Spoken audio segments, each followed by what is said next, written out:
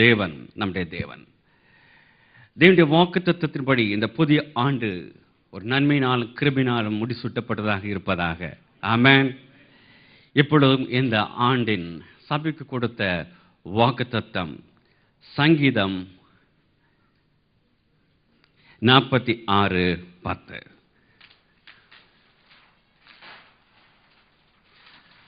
நீங்கள் அமர்ந்திருந்து நானே தேவன் என்று அறிந்து கொள்ளுங்கள்.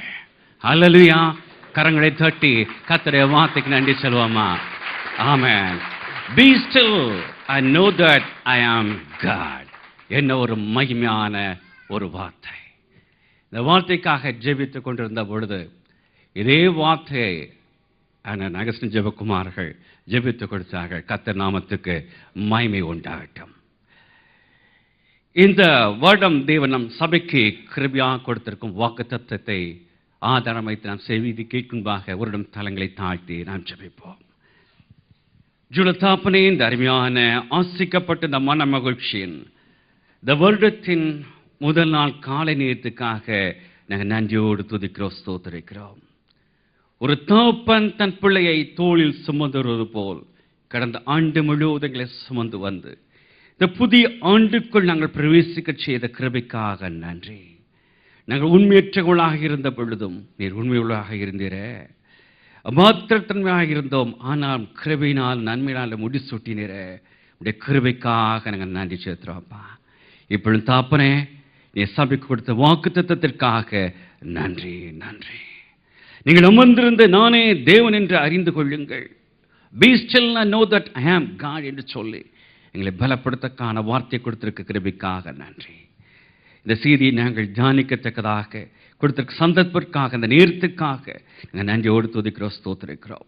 இந்த ஆராதனைக்கு விரோதமாக, செய்திக்கு விரோதமாக கிரீசும் எல்லா அந்த சக்திகளை, டிஸ்டர்பன்ஸ் ஸ்பிரிட்டை, தூக்கத்தின் ஆவிகளை, பலவீனத்தின் ஆவிகளை இயேசு கிறிஸ்து நாமத்தில் கடிந்து கொள்கிறோம். கொடுக்கப்பட வார்த்தை அடியாருக்கு ஒவ்வொருவருக்கும் ஆவிக்குரிய ஜீவித்திற்கு இந்த ஆண்டு முழுவதும் பிரயோஜனமாக இருக்கத்தக்கதாக ஆசித்து கொடுக்கணுமா ஜெபிக்கிறோம். சகல துதி கனமை நமக்கு செலுத்துகிறோம். எல்லாம் உலகத்தில் இயேசு ஜெபிக்கிறோம் பரம்பிதாவே. எல்லாம் சேர்ந்து இதை வாசிப்போமா? இங்கே எழுதப்பட்டிருக்கு, நீங்கள் வாசிங்கள். நீங்கள் அமர்ந்திருந்து நானே தேவன் என்று அறிந்து கொள்ளுங்கள். Be still and know that I am God. தேவன் இந்த ஆண்டில் கொடுத்திருக்க வாக்கை நாம் கூர்ந்து கவனிப்போம் என்றால், சகல வாக்குத்தத்தங்களின் தேவன் தாமே இந்த வாக்குத்தத்தத்துக்குள்ளாக மறைந்திருப்பதை நாம் காண முடியும். சகல வாக்குத்தத்தங்களின் தேவன் இந்த வாக்குத்தத்தத்தில் இருப்பதை நீங்கள் கண்டுகொள்ள முடியும்.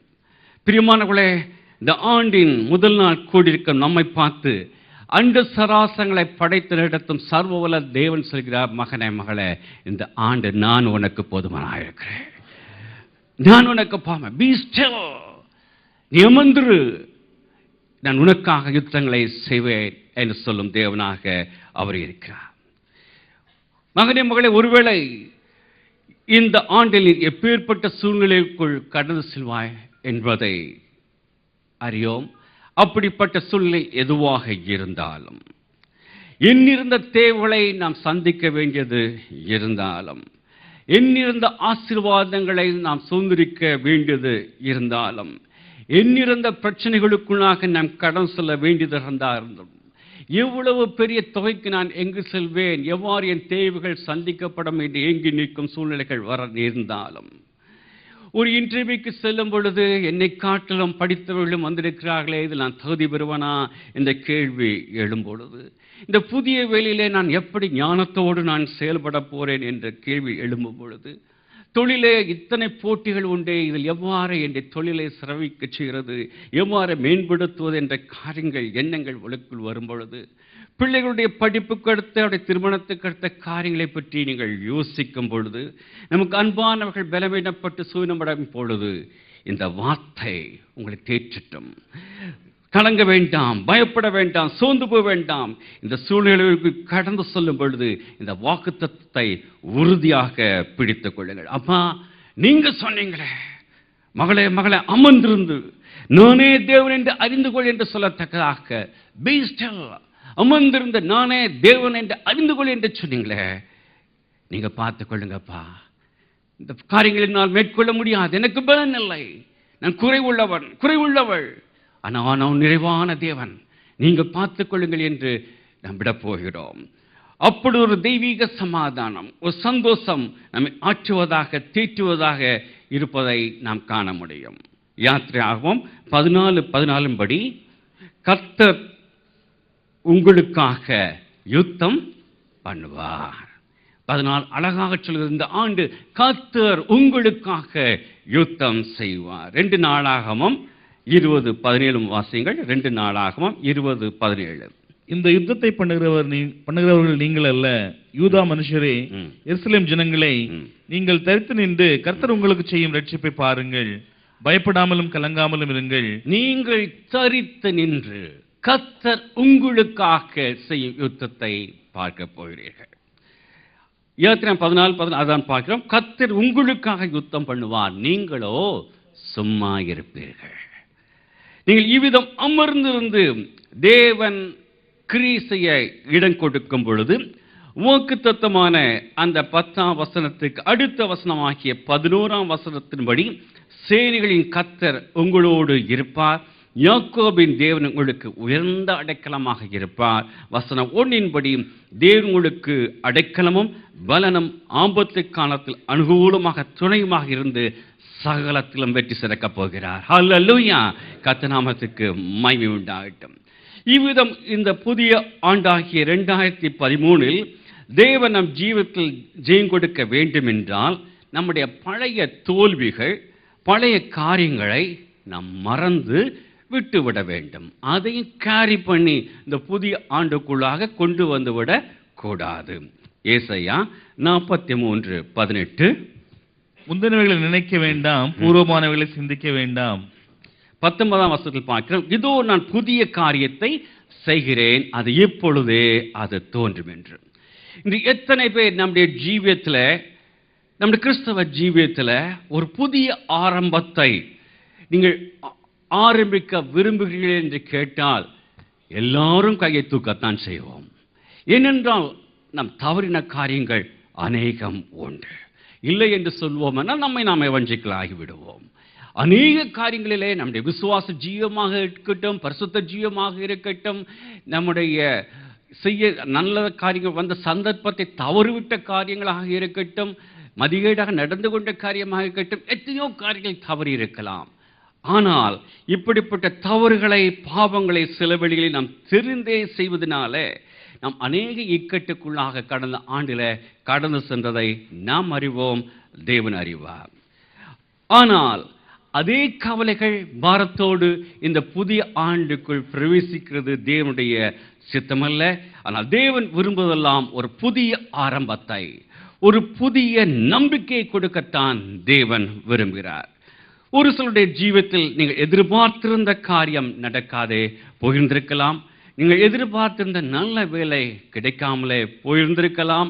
நீங்கள் எதிர்பார்த்த நல்ல ஒரு ப்ரொமோஷன் கை நழுவி போயிருந்திருக்கலாம். ஒரு ஃபேமிலி ஸ்டேட்டஸ் கொடுக்க வேண்டும் என்று நினைத்திருப்பீர்கள், கிடைக்காமல் போயிட்டிருக்கலாம். தொழிலே ஒரு நல்ல முன்னேற்றம் வர வேண்டும் என்று எதிர்பார்த்திருந்திருப்பீர்கள், அது தடைப்பட்டு போயிருக்கலாம். குடும்ப ஆசீர்வாதத்திற்காக காத்திருந்த நீங்கள் சோர்ந்து போயிருக்கலாம். ஆனால் இன்றோ அந்த நம்பிக்கையை தேவன் தொழிலுடச் செய்கிறார்.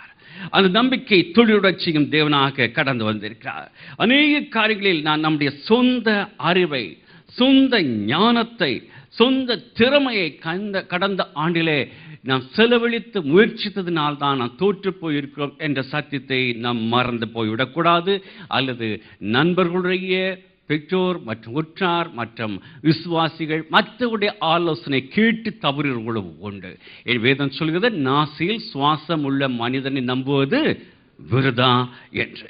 இவ்விதம் சுயத்தையும் மற்றவர்களை நம்மை ஏமாந்து போய் சூழ்ந்திருக்கும் சகோதரி சூரிய, இந்த புதிய ஆண்டின் காலவேளையிலே தேவன் நம்மை பார்த்து ஊக்குவிக்கும் காரியம்தான், மகனே மகளே, உன் ஜீவிதத்தில் உனக்கு மீண்டும் ஒரு சந்தர்ப்பத்தை, மீண்டும் ஒரு ஆண்டை கிருபையாக நான் கொடுத்திருக்கிறேன். இந்த புதிய ஆண்டு உனக்கு கொடுத்துள்ள வாக்குத்தத்தத்தின்படி அது வசனத்தில் மறைந்திருக்கும் மகத்துவத்தை நீ அறிந்து கொள்ளாக. ஏனென்றால் மிக முக்கியம், அந்த வசனத்தில் மறைந்திருக்கும் மகத்துவத்தை நாம் அறிந்து கொள்ள வேண்டும். அமர்ந்திருந்து நானே என்னும் என்னால் செய்யக்கூடாத காரியம் ஒன்றும் இல்லை. என்னென்ன காரியங்களை அவர் செய்வார்னு உடனடியாக யோசித்து பார்க்க வேண்டும்.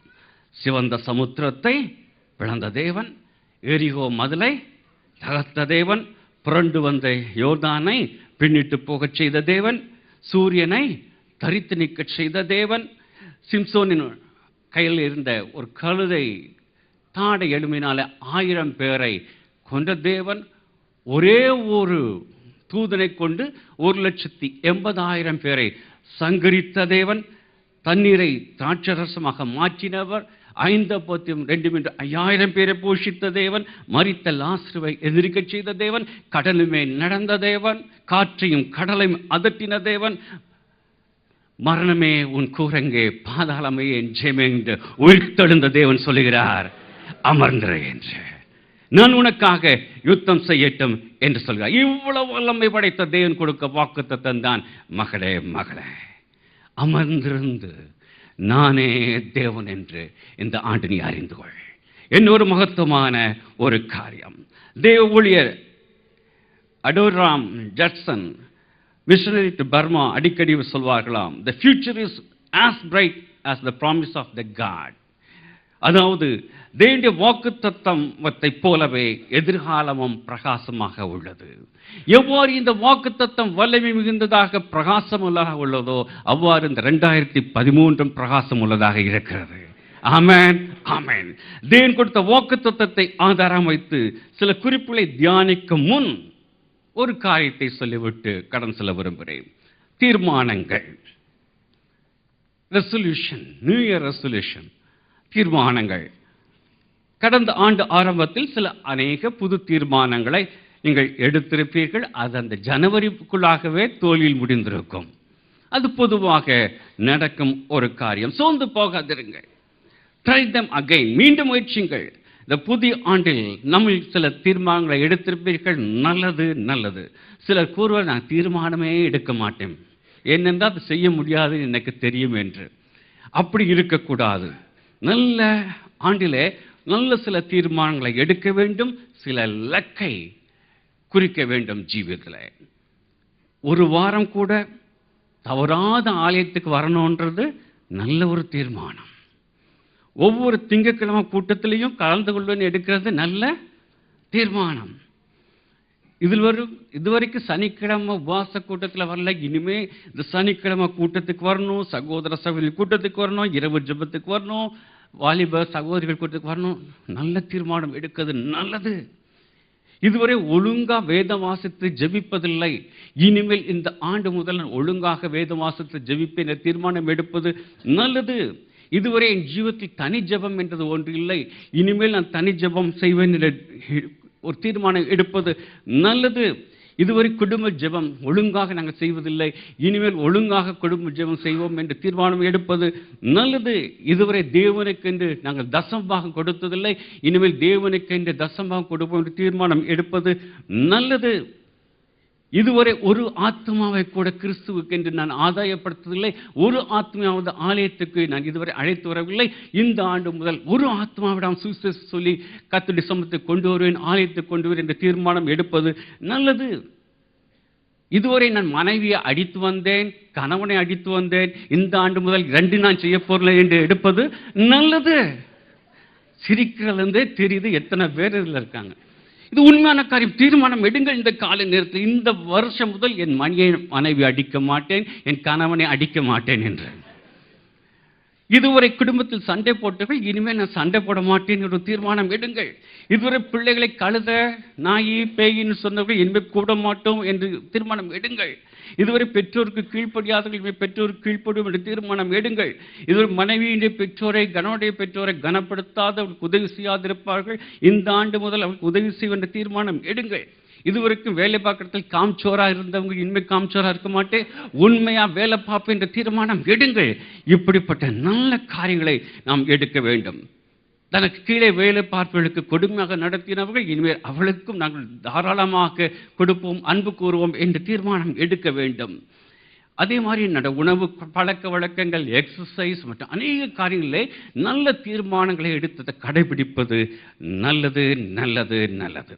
இதுவரை வந்த சம்பளத்தை எல்லாம் உதாரத்துவமாக உதாரித்தனமாக செலவழித்து விட்டோம், இதுவரை எங்களுக்காக எதிர்காலத்திற்காக சேர்த்து வைப்போம் என்று சொல்லி தீர்மானம் எடுப்பது, இவைகள் எல்லாம் நல்ல நல்ல தீர்மானங்கள். ஏன் அதை தவறு? அந்த காரியத்தை ஒரு 3 காரியத்தை நாம் பார்க்க வேண்டும். கடந்த ஆண்டை திரும்பி பார்த்து எதனால் நான் எடுத்த தீர்மானத்தில் நான் தோல்வியுற்றேன் என்று கண்டறிந்து அதை சீர்படுத்திக் கொள்ள வேண்டும். 2, கடந்த ஆண்டில் தேவ உதவியுடன் வெற்றி பெற்ற தீர்மானங்களுக்காக தேவனுக்கு நன்றி செலுத்தி அதை தொடர வேண்டும். முழு விசுவாசத்துடன் முழு பலத்துடன் இந்த புதிய ஆண்டில் எடுத்த தீர்மானத்துக்காக நன்றி சொல்லி அதை அபியாசப்படுத்த வேண்டும். சரி, இப்பொழுது நம்முடைய கர்த்தர் கொடுத்த வாக்குத்தத்த வசனத்தை ஆதாரம் வைத்து வெகு விரைவாக ஒரு 4 தரப்பில் நாம் தியானிக்க தேவன் கிருபை செய்வாராக. அமர்ந்திருந்து நானே தேவன் என்று அறிந்து கொள்ளுங்கள். Be still and know that I am God. Be still.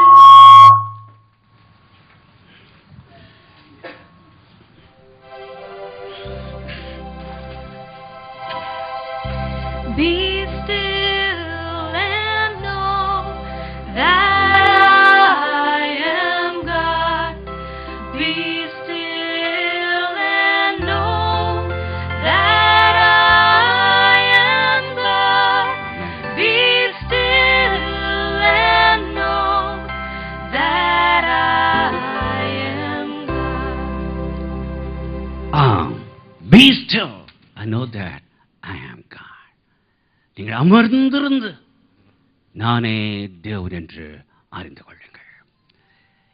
எவைகளிலே அமர்ந்திருந்து தேவன் செயல்பட இடம் கொடுக்க வேண்டும் என்ற 4 தலைப்பிலே தியானிக்க இருக்கிறோம். முதல் தலைப்பு புதிதாக வந்தவர்களுக்கும் புதாக கிறிஸ்துவை சுந்தரர் ஏற்றுக்கொண்டவர்களுக்குமான ஒரு காரியம், ரட்சிப்பிலே. இன்று மனிதன் தன் பாவக்கரை கழுவப்பட வேண்டும் என்று எத்தனையோ வழிகளிலே செயல்படுவதை நாம் காண்கிறோம். அந்த புனித ஸ்தலத்திற்கு நான் சென்று வந்து விட்டால் பாவம் என்னை விட்டு நீங்கி விடாதா? அந்த குறிப்பிட்ட நதியிலே போய் நான் மூங்கி எழுந்து விட்டால் என் பாவம் கழுவப்படாதா? வாழ்க்கையில் ஒரு முறையாவது குறிக்கப்பட்டு அந்த இடத்துக்கு சென்று நான் தொழுகை நடத்தி வந்தால் என்ற பாவக்கரை நீங்கி விடாதா? இந்த பொருத்தனையை, அன்னதானத்தை, இந்த கட்டடத்தை, இந்த ஆலயத்தை நான் கட்டி கொடுத்து விட்டால் என் பாவக்கரைகள் நீங்கி விடாதா? இந்த மனிதன் பல விதத்தில் முயற்சிப்பதை நாம் அறிந்திருக்கிறோம். மனிதனின் இந்த அபாத்திரத்தன்மை அணிந்த நிமித்தமாகத்தான் பிதாவாகிய தேவன் தன்னுடைய குமாரனை கொடுத்து இவ்விதமாக அன்பு கூர்ந்தார் என்று கிறிஸ்துமஸ் செய்திலே நாம் கேள்விப்பட்டோம். அந்த உலக ரட்சகரை அவர்தான் ரட்சகர் என்று ஏற்றுக்கொண்ட, அதாவது இருதயத்தில் விசுவாசித்து ஏற்றுக்கொண்ட அனைவரும் எந்த ஒரு கிருபையும் இல்லாது ரட்சிப்படைகிறார்கள். என்ன ஒரு ஆச்சரியம் இது! யோவான் 3:18, அவரை விசுவாசிக்கிறவன் ஆக்கினைக்குள்ளாக தீர்க்கப்படான் என்று காண்கிறோம். அவரை விசுவாசிக்கிற எவரும், அதாவது அவரை இரட்சகராக ஏற்றுக்கொண்ட நபர் எப்படிப்பட்டவராக இருந்தாலும் ரட்சிப்படைவார்களா? ஆம் ஆம் ஆம். அதைத்தான் கிறிஸ்துமஸில் நான் தியானித்தோம். யோவான் 3:16 குமாரனை விசுவாசிக்கிறவன் எவனோ, ஆங்கிலத்தில் whosoever, அவன் யாராக இருந்தாலும் அவன் ரட்சிக்கப்படுவான் என்று வேதம் திட்டமாக சொல்கிறது. அவன் நல்லவனோ கெட்டவனோ, துன்மார்க்கனோ சன்மார்க்கனோ, பாவியோ கொடும்பாவியோ, எந்த ஊரைச் சேர்ந்தவனோ எந்த நாட்டைச் சேர்ந்தவனோ, எந்த புறமதஸ்தாக இருந்தாலும் அவர் இரட்சகராக மனதிலே ஏற்றுக்கொள்ளும் பொழுது உடல்தானே ரட்சிப்பை தேவன் கட்டளையிடுகிறார். பிரியமானவர்களே, இந்த கிறிஸ்துவின் கல்வாரி அன்பு, தேவனுடைய மனதுருக்கம் சபைக்குள்ளாகவும் விசுவாசிகளுக்குள்ளாகவும் ஊற்றப்பட்டிருக்காதனால தான் இந்த அநேக பாய்வுகளை நாம் கிறிஸ்துவின் மந்தைக்குள் அழைக்க முடியாமல் போய்விடுகிறோம். நம்மை நாமே பெரிய பரிசுத்தவான்கள் என்று நாம் கருதி கொள்வதனால எத்தனையோ நல்ல ஆத்துமாக்களை சபை இழந்து கொண்டு இருக்கிறது. முன்பு ஒரு முறை நான் இந்த காரியத்தை சொல்லியிருக்கிறேன். எவ்வாறு நாம் கடந்த வாரங்களிலே சபையிலே டேட்டா பேஸ் ஃபார்ம் கொடுத்து அதை உங்களுடைய பெயர் மற்றும் எழுதி கொடுங்கள் அங்கத்தினர் ஆவதற்கு என்று கொடுத்து வருகிறோமோ, அவ்வாறு ஒரு சபை போதகர் தன்னுடைய டேட்டா பேஸ் கொடுத்து சபையில் வாங்கி கொண்டிருந்தார். அடுத்த வாரம் அவர் ஆராதனை முடித்து தன்னுடைய அலுவலகத்தில் இருக்கும் பொழுது இளம் பெண் ஒரு சிறு கை குழந்தையுடன் அங்கே அழுகையோடு கடந்து வருகிறாள். கடந்து வந்து, ஐயா புதுகரே, கடந்த வாரம் நான் கொடுத்த அந்த ஃபார்மை எனக்கு திருப்பி கொடுத்து விடுங்கள், இந்த சபையில் நான் சேர தகுதியற்றவள் என்று சொல்லி ஏங்கி ஏங்கி அழ ஆரம்பித்தாள். உடனடியாக அவள் போதகர் அவரை பார்த்து, மகனே, ஏதாவது என்னுடைய போதனை உன்னை குற்றி விட்டதா, அல்லது சபை அங்கத்தினர் யாரும் உன்னை மனம் அடிவாக்கி விட்டார்களா என்று சொல்லும் பொழுது, அப்படி ஒன்றுமில்லை ஐயா, ஆனால் நான் தகுதியற்றவள் என்று என்னைய மகளை சொல்கிறார் என்று கேட்ட பொழுது, அந்த ஃபார்மில் நான் திருமணமானவள் என்று எழுதி நான் கொடுத்து விட்டேன். ஆனால் அப்படி அல்ல, இந்த குழந்தை திருமண பந்தத்திற்கு அன்பாக பிறந்த ஒரு குழந்தை, புறம்பாக பிறந்த ஒரு குழந்தை. என்னுடைய ஜீவம் அவ்வளவு சுத்தமான ஜீவம் அல்ல. அதனால் தயவு செய்து என்னை உங்கள் சபையில் அங்கத்தினர் ஆக்க வேண்டாம் என்று கேட்டாள். போதகர் தேவ அன்பினால் நிறைந்தவராக, இளை மகளே, உன்னை போன்ற பாவிகள் தான் தேவ சபைக்கு வேண்டும். உன்னை போன்றவர்களை தேடிதான் இரட்சகர் இந்த உலகத்தில் அவதரித்தார். மாய்மாலம் இல்லாத உள்ளது என்று கூறும் விசுவாசிகளால் தான் சபை கட்டப்படுகிறது. நீயும் அதில் ஒருவள். நீ கர்த்தராகிய இயேசு கிறிஸ்துவை முழு மனதோடு இரட்சகராக ஏற்றுக்கொண்டிருக்கிறாயா என்று கேட்ட பொழுது, ஆமையா, முழு மனதோடு ஏற்றுக்கிறேன். இந்த கடந்த கால பாவங்களை எல்லாம் அவருடைய வெளியேறப்பட்ட ரத்தத்தினால் கழுவப்பட்டதை நிச்சயத்தை நான் பெற்றிருக்கேன் என்று சொல்லும் பொழுது, மகளே, இது ஒன்று போதும், இது ஒன்று போதும். இந்த மந்தைக்குள் வருவதற்கு, இந்த மந்தை என்று சொல் சபை அல்ல, கர்த்தராகிய இயேசு யூனிவர்சல் சபையில் சேர்வதற்கு நீ போதும் என்று சேர்த்து கொண்டார். ஆம், எபேசியர் 2:8-9 படி எந்த ஒரு கிரியினாலும் தேவன் அந்த ரட்சிப்பை பெறாமல் தேவனுடைய சுத்த கிருபையினால ரட்சிப்பை கண்டறிகிறோம் என்ற சத்தியத்தை அறிந்து கொள்ள வேண்டும். ஆம் பிரியமானவர்களே, ரட்சிப்பில் எந்த ஒரு கிரியும் பயன்பட போவதில்லை. நாம் பாவங்களோடு கல்வாரிக்கு வருவோம் என்றால் அங்கு சிலுவையில் அடியிலே ரட்சிப்பு, விடுதலை, சமாதான, நித்திய ஜீவனை கிறிஸ்து கொடுக்க ஆயத்தமாக இருக்கிறார். உந்த நல்ல நாமத்தை நான் நம்பி சார்வதா நீ கைவிடி இவ்வேளையை. நாமத்தை மட்டும் நீங்க நம்பி வந்தால் போதும், எந்த கிரியை வேண்டாம். அமர்ந்திருந்து நாமத்தை இரட்சகராக ஏற்றுக்கொள்ளும் பொழுது உங்களுடைய ஜீவத்தில் ரட்சிப்பு உண்டு. உந்தன் நல்ல நாமத்தை நான் நம்பி சார்வதா நீ கைவிடி இவ்வேளையை காப்பி தேவாவியாம். சிலுவை அண்டையில் நம்பி வந்து நிற்கையில் பாவ பாரம் நீங்கி வாழ்வடைந்து எந்த நேரமும் எனதுள்ளத்திலும் பேரானந்தம் பொங்கி பாடுவே. ஆம், நாமத்தை மட்டும் நம்பி வரும் பொழுது அவர்தான் ரட்சகர்.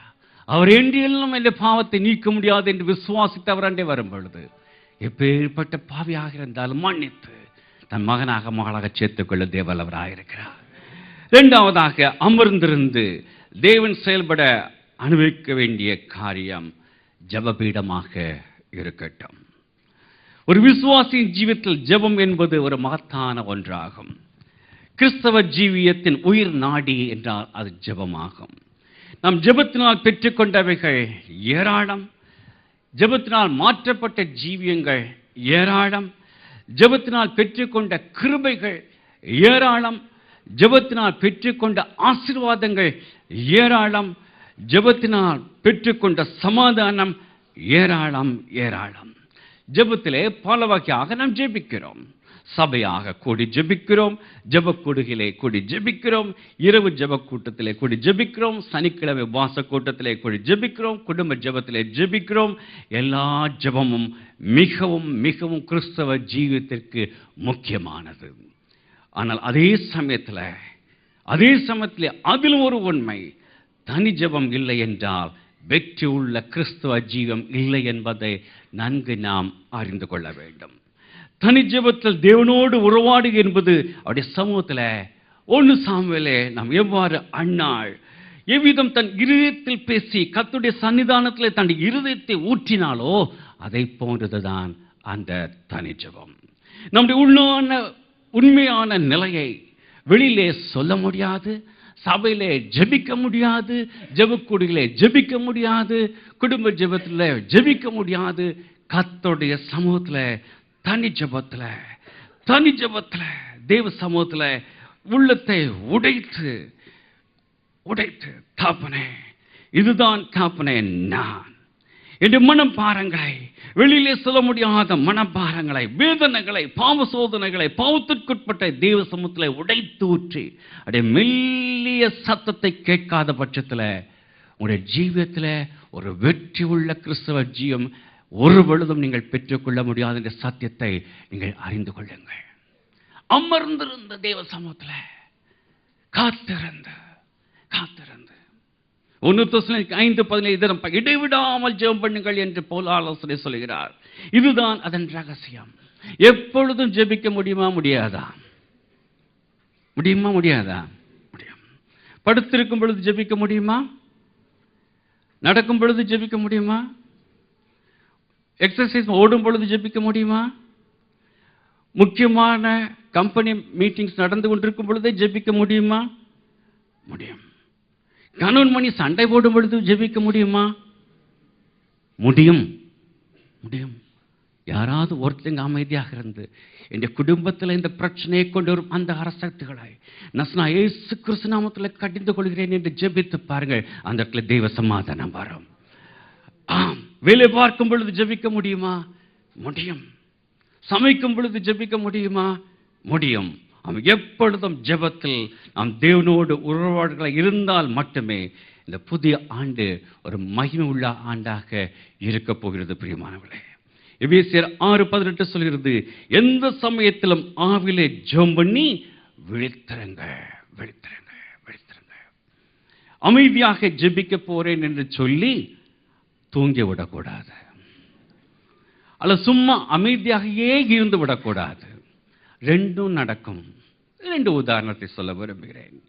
ஒரு தகப்பன் தன் 5 வயது மகனை கூட்டிக் கொண்டு ஷாப்பிங் சென்று விட்டு மாலில் உள்ள ரெஸ்டாரண்ட்டில் உணவு வாங்கி கொடுத்து விட்டு அங்கே எல்லாரும் அமைதியாக உணவு அருந்து கொண்டிருப்பதனாலே மகனிடம் சொல்கிறார், மகனே எல்லாரும் அமைதியாக சாப்பிட்டுட்டு இருக்காங்க, நம்ம இப்போ சைலண்ட் ப்ரேயர் பண்ணிட்டு நம்ம சாப்பிட போகிறோம் அப்படின்னு சொல்லிட்டு 2 பேரும் குனிஞ்சு சைலண்ட் ப்ரேயர் பண்ணாங்க.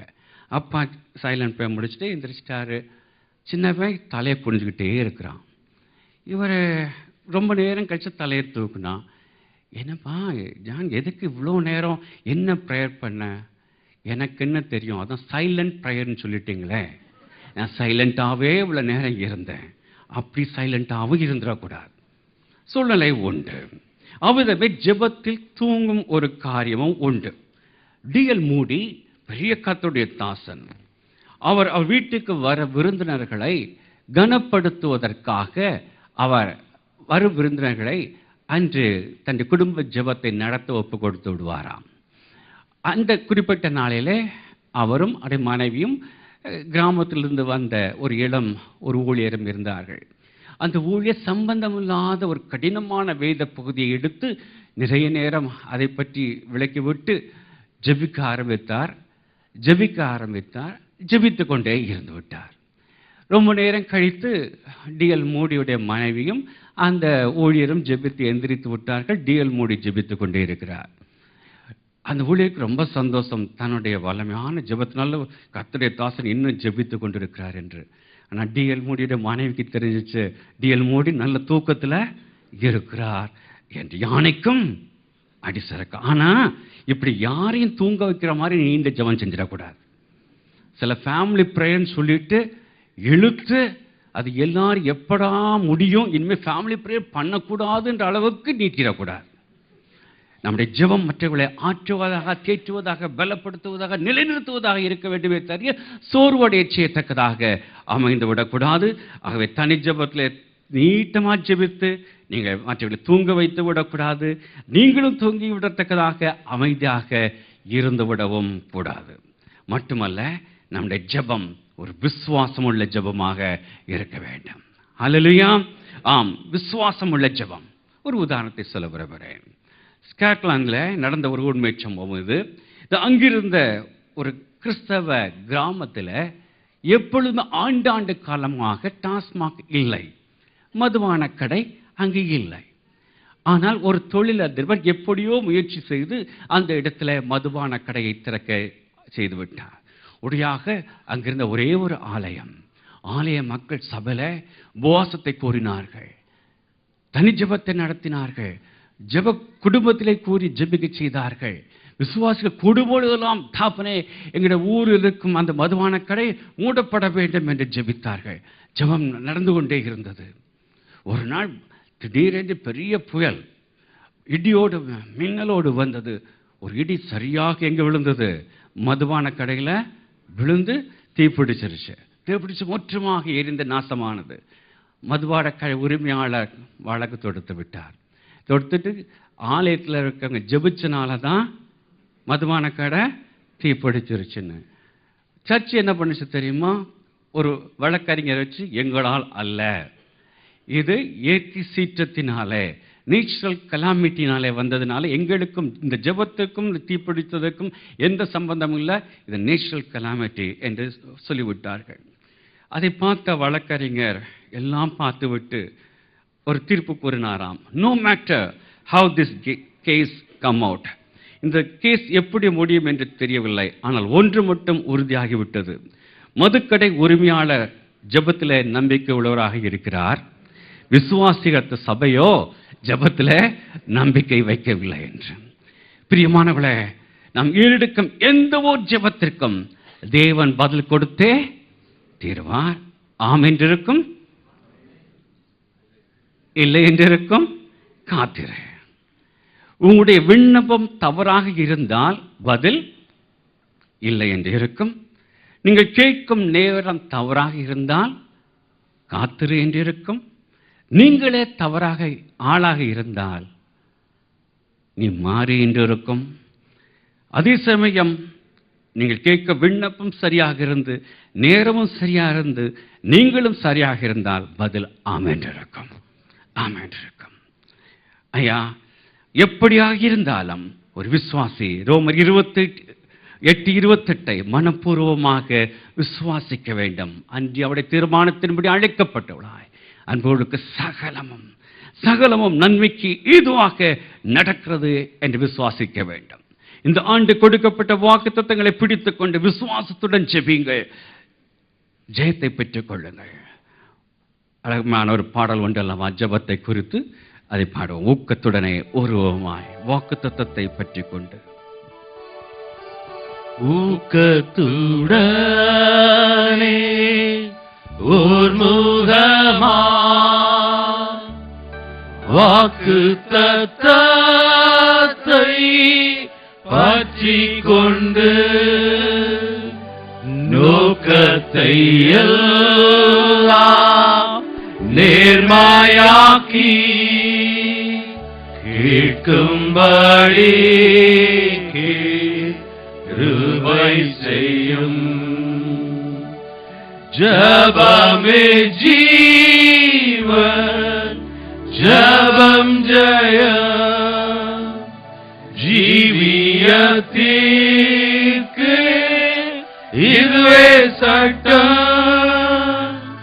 ஜபமே ஜீவன், ஜபம் ஜெயம், ஜீவியத்திற்கு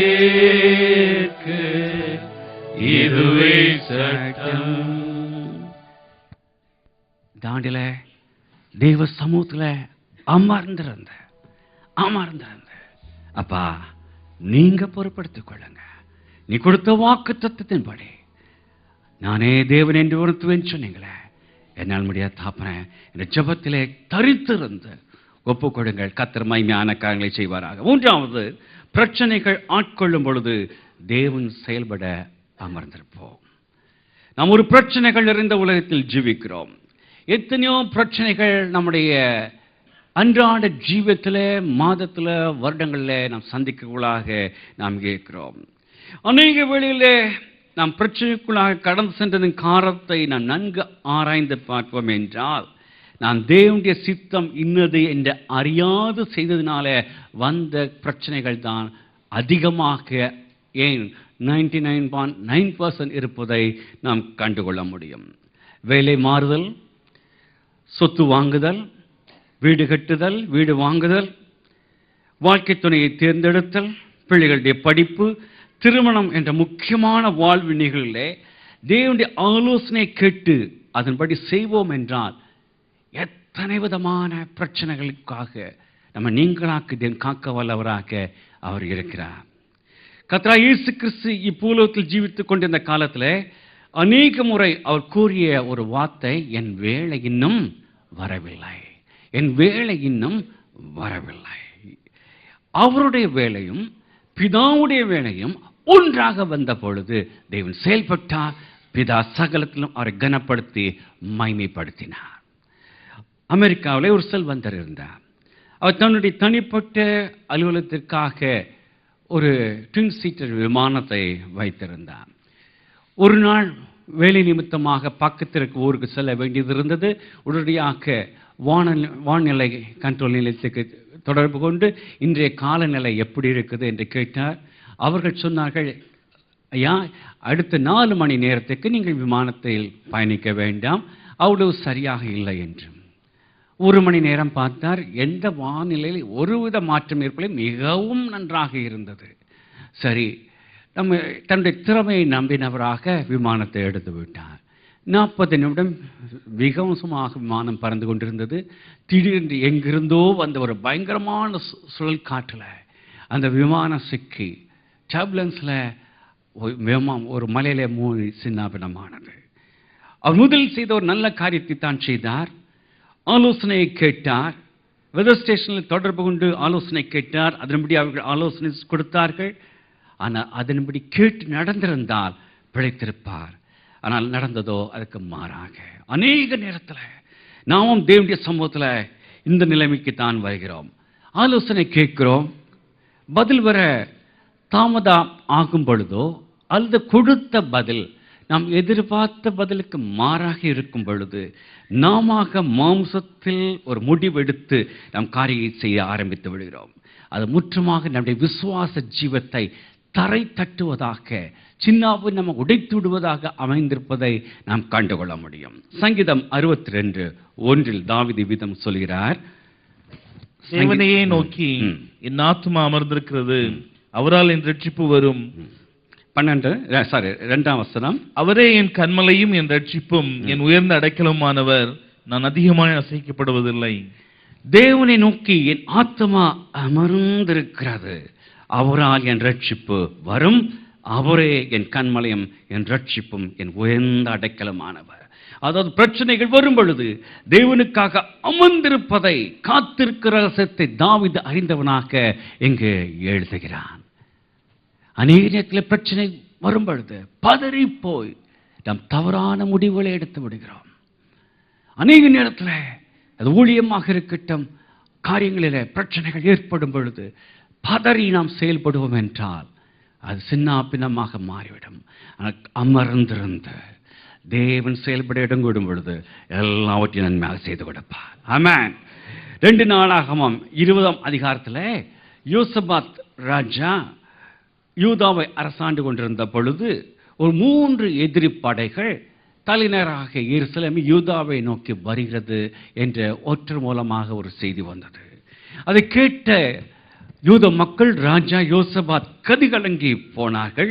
அப்பொழுது கர்த்தருடைய ஆவி அங்கிருந்த ஒரு சிறிய தீர்க்கதரிசி மேல் வந்ததினாலே அவன் தீர்க்கதரிசனம் சொல்கிறான். என்ன வாசிக்க கேட்போம். 2 நாளாகமம் 20:17. இந்த யுத்தத்தை பண்ணுகிறவர்கள் நீங்கள் அல்ல, யூதா மனுஷரே, எருசலேம் ஜனங்களே, நீங்கள் தரித்து நின்று கர்த்தர் உங்களுக்கு செய்யும் ரட்சிப்பை பாருங்கள். பயப்படாமலும் கலங்காமலும் இருங்கள். நாளைக்கு அவர்களுக்கு எதிராக புறப்படுங்கள். கர்த்தர் உங்களோடே இருக்கிறார் என்றார். இந்த யுத்தத்தை பண்ணுகிறவர்கள் நீங்கள் அல்ல, என் ஜனங்களே, நீங்கள் தரித்து நின்று கர்த்தர் உங்களுக்காக செய்யும் ரட்சிப்பை பாருங்கள். அதன்படி அவர் அமர்ந்திருந்தார்கள். தேவன் யுத்தம் செய்ய விட்டு விட்டார். பலன் எதிரிகள் ஒருவரை ஒருவர் தாக்கி மடிந்து போனார்கள். இவர்கள் இரத்தமின்றி காத்துகின்றி வெற்றி சிறந்தார்கள். ஹல்லேலூயா. அதுதான் கர்த்தருடைய ரகசியம். அதுதான் இந்த ஆண்டு தேவன் கொடுக்கும் வாக்குத்தத்தம். கர்த்தருக்காக அமர்ந்திருந்து அவரை செயல்பட வைத்த தேவ ஜனம் அந்த ஒரு பெரிய வெற்றியை கண்டு கொண்டது. இதுதான் தேவனுடைய வழியாகும். யார் யாரோ சொல்றா என் வழி தனிவிடு, என் தேவனுடைய வழிதான் தனி வழி. ஹல்லேலூயா. ஆம், அவருடைய வழியின்படி ஒப்புக் கொடுப்போம் என்றால் சகலத்தில் நாம் வெற்றி சிறக்க தேவனாக இருக்கிறார். ஆமென். அவருடைய வழிக்கு நாம் ஒப்புக் கொடுப்போம். கர்த்தர் அமர்ந்திருக்க செய்கிறார். அதுதான் அவருடைய வழி. அமர்ந்திருப்போம். கர்த்தர் மகிமையான காரியங்களை செய்ய இருக்கிறார். புதிய ஆண்டிலே காக்கும் வல்ல மீட்பு உண்டு எனக்கு காத்திடுவார் என்றுமே. காக்கும் வல்ல மீட்பர் உண்டனக்கு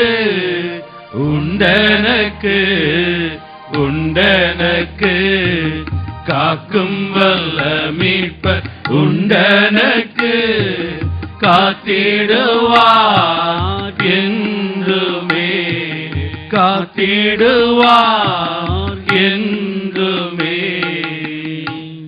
பாரத்தில் இருந்து ஜெயம் வரும், பரனுன்னை காக்க வல்லோ. பரத்திலிருந்து ஜெயம் வரும், பரனுன்னை காக்கவல்ல. அங்கும் இங்கும் பார்க்க வேண்டாம். அவர்கள் உதவி செய்வார்கள், இவர்கள் உதவி செய்வார்கள். அமர்ந்திருப்போம். கர்த்தர் வெற்றி சிறப்பார். ஆமென். 4வதாக தேவைகள் சந்திக்கும் பொழுது பதறாது அமர்ந்திருப்போம். தேவன் நம் தேவையை சந்திக்க வல்லவராக இருக்கிறார்.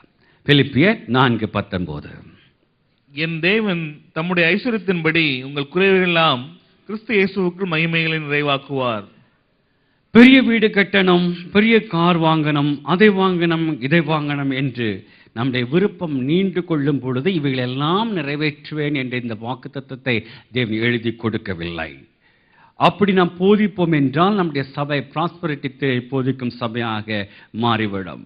மாறாக வேத வாக்கியம் சொல்லும் ஒரு காரியம், நம் தேவைகள் எல்லாவற்றையும் மீட் அவர் ஆல் நீட்ஸ் என்று காண்கிறோம். He will meet our all needs என்று தான் பார்க்கிறோம். ஆம், நமக்கு என்ன தேவை என்பதை அவர் அறிவார். அதை அனைத்தையும் அவர் நிறைவேற்ற உண்மை உள்ளவராக அவர் இருக்கிறார். 20ஆம் நூற்றாண்டில் ஆரம்பத்தில் நடந்த கனடாவில் நடந்த ஒரு உண்மை சம்பவம். அந்த குளிர்காலத்தில் எப்பொழுதும் இல்லாத அளவு பயங்கரமான பனி பெய்து கொண்டிருந்தது. 4 அடி -60 அவர் இருக்கும் பொழுது ஒரு கிறிஸ்தவ தாய் விதவை, 8 வயது மகன், 6 வயது மகன், 2 பிள்ளைகளோட வறுமையிலே தவித்து கொண்டிருந்தார்கள். 2 ஆண்டுகளுக்கு முன்பாக அவர் கணவன் ரூபத்தில் இறந்து விட்டார். ஒரு குறிப்பிட்ட நாளில் வைத்திருந்த எல்லாம் செலவழித்தாகிவிட்டது. கடைசி ரொட்டி முடிந்து விட்டது, பால் முடிந்து விட்டது. ஏன் வீட்டை கதகதப்பாக வைக்க வேண்டிய கரி நெருப்பும் தீர்ந்து விட்டது. காத்திருக்கிறார்கள் என்ன செய்ய வேண்டும் என்று. குறிப்பிட்ட மாலை இரவு ஜெப நேரம் வந்தது. பிள்ளைகளை அழைத்தார்கள், ஜெபித்தார்கள். ஜெபிக்கும் பொழுதே தாயாரால் கட்டுப்படுத்த முடியவில்லை. தேம்பி தேம்பி அழ ஆரம்பித்தார்கள்.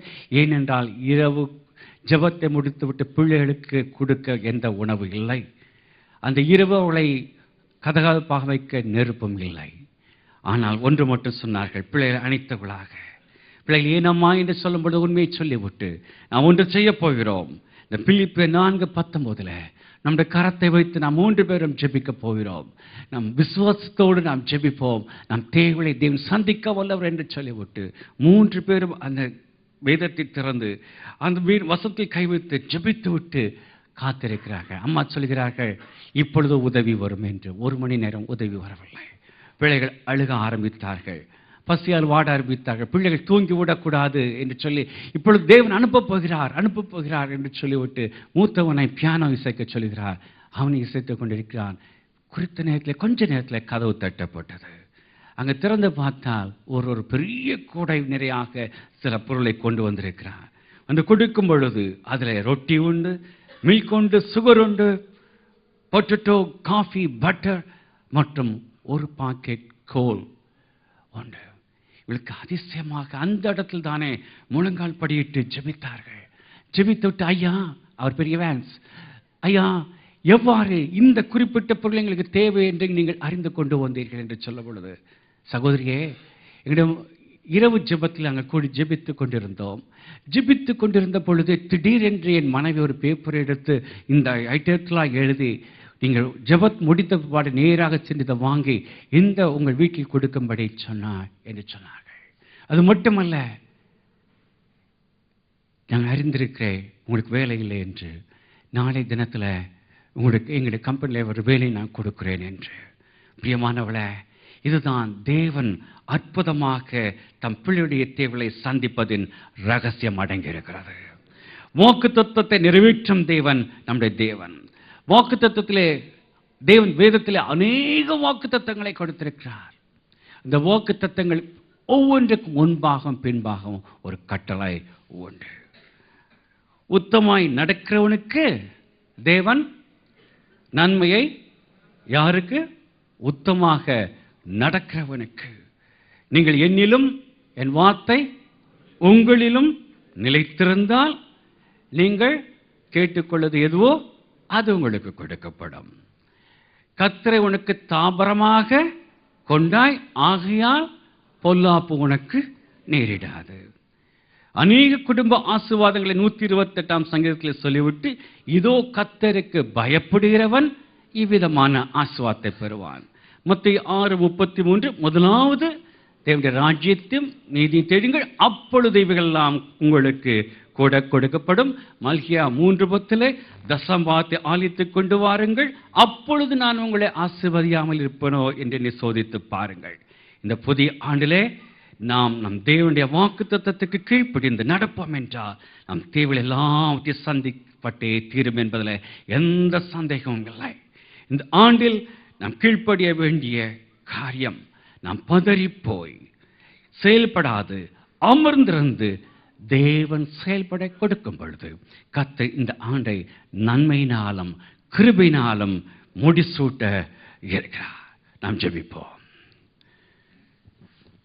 பிரியமானவர்களே, கடந்த ஆண்டில் ஏற்பட்ட சகல தோல்விகளையும் மறந்தவர்களாக தேவன் கிருபையாக கொடுத்திருக்கும் இந்த புதிய ஆண்டின் வாக்குத்தத்தமான நீங்கள் அமர்ந்திருந்து நானே தேவன் என்று அறிந்து கொள்ளுங்கள் இந்த மகிமையான வாக்கின் பின் மறைந்திருக்கும் பொக்கிஷத்தை கண்டவர்களாக நம்முடைய ரட்சிப்பின் நேரத்தில், நம்முடைய தனி ஜெபத்தில் பிரச்சனைகளை மேற்கொள்ளும் பொழுது, தேவைகள் தலைக்கு மேலாக செல்லும் பொழுது நாம் அமர்ந்திருந்து தேவன் கிரியை செய்ய இடம் கொடுப்போம். தேவனை முற்றுமாக சார்ந்து கொள்வோம். தேவன் தாமே இந்த புதிய 2013ஆம் ஆண்டை நமக்கு சகலத்திலும் ஒரு ஆசீர்வதிக்கப்பட்ட ஆண்டாக இருக்கும்படி ஆசீர்வதித்து தந்தருளுவாராக. கர்த்தராகிய இயேசு கிறிஸ்துவே நம் பரிகாரியாக இருந்து நம்மை தேவையை சந்திக்க வல்லவராக இருக்கிறார். இயேசு என் பரிகாரி, இன்ப இயேசு என் பரிகாரி, என் ஜீவிய நாட்கள் எல்லாம் இன்ப இயேசு என் பரிகாரி. இயேசு என் பரிகாரி, இன்ப இயேசு என் பரிகாரி, என் ஜீவிய நாட்களெல்லாம் இந்த ராஜா என் பரிகாரி, என் ஜீவிய நாட்களெல்லாம் இந்த ராஜா என் பரிகாரி. இந்த வருடத்தின் துவக்கம் முதல் இந்த வருடத்தின் முடிவு மட்டும் எப்பொழுதும் நம் தேவனாகிய கர்த்தருடைய கண்கள் இந்த புதிய ஆண்டின் மேல் வைக்கப்பட்டிருக்கத்தக்கதாக கர்த்தருடைய வார்த்தையை நாம் பிடித்துக் கொண்டவர்களாக நாம் அமர்ந்திருப்போம். கர்த்தர் மகிமையான காரியங்களை இந்த ஆண்டிலே செய்து நம் தலையை உயர்த்த சித்தம் கொண்டிருக்கிறார். கர்த்தராகிய இயேசு கிறிஸ்து மகிமையுள்ள தேவன், அவர் வல்லவர், மகிமையான காரியங்களை செய்ய வல்லவர் என்பதை நிரூபிக்கும் தக்கதாக நாம் பதறி நாம் எந்த காரியத்தையும் செய்து விடாத வண்ணம் கர்த்தருடைய கரத்திலே நான் முற்றுமாக தாழ்த்தி ஒப்பு கொடுத்து நம்முடைய சகல தேவைகளையும் சந்திக்கப்படத்தக்கதாக அவரையே நோக்கி பார்த்திருக்கும் பொழுது கர்த்தர் மகிமையான காரியங்களை இந்த ஆண்டில் செய்து தலையை உயர்த்த இருக்கிறார். சமாதானத்தின் தேவன் தாமே முற்றிலும் பரிசுத்தப்படுத்துவாராக. நம்முடைய ஆவி ஆத்மா சரீரம் முழுவதும் நம்முடைய கர்த்தராகிய இயேசு கிறிஸ்து வரும் பொழுதும் குற்றமற்ற காக்கும்படி கிருபை செய்வாராக. உங்களை அழைத்தவர் உண்மை உள்ளவர், அவர் அப்படியே செய்வார். இருக்கிற இடத்துல எழுந்து நின்றவர்களாக கர்த்தர் வார்த்தையை பிடித்துக் கொண்டவர்களாக ஒரு இடம் நாம் அனைவரும் நாம் ஜெபிக்க இருக்கிறோம். தாப்பனே, கொடுத்தவருடைய வார்த்தைக்காக நன்றி அப்பா. கொடுத்த வாக்கு தத்துவத்தை நான் பிடித்துக் கொள்கிறேன். இது எனக்காக நீ அமர்ந்திருந்து நானே தேவன் என்று அறிந்து கொள்ளுங்கள்,